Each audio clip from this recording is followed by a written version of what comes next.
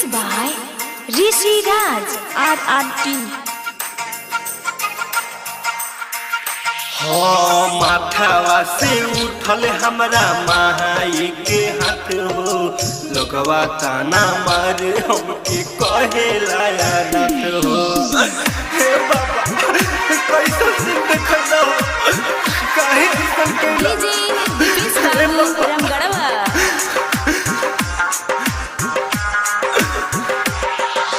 हर साल कांवर लेके अभनी कबो छूटल साथ हो, लोगवा ताना मारे हमके कहे लाया नाथ हो।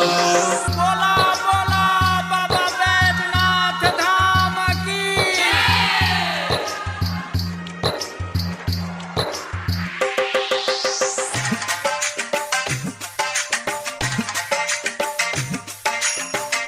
Recording by RRT Digital Recording Studio छड़ादन।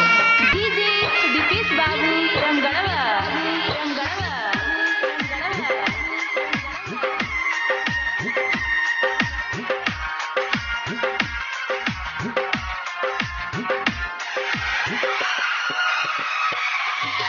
डीजे दिपेश बाबू रमगढ़वा।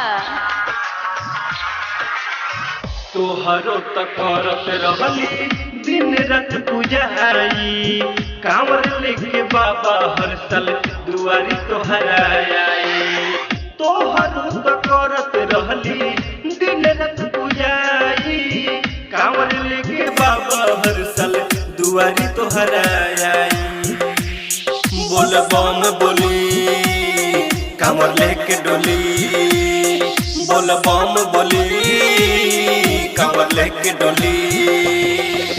खाना खाई जब ले नाही हो न रहली खात हो, लोगवा ताना मारे हमके कहे लाया नाथ हो।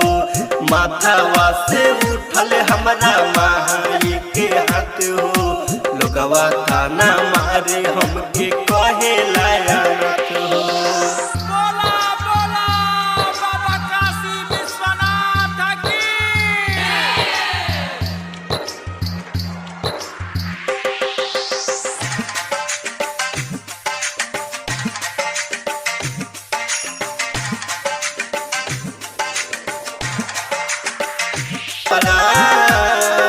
कसम पे ध्यान याद बड़ाया बतावे माई से करल बात हो, लोगवा ताना मारे हमके कहे लाया नाथ हो। माथावा से उठल हमरा माई के हाथ हो, लोगवा ताना मारे हमके कहे लाया नाथ हो। बोला बोला नाथों के नाथ भोलेनाथ की।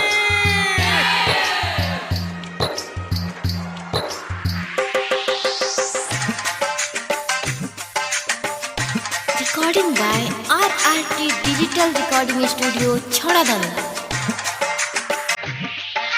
डीजे दिपेश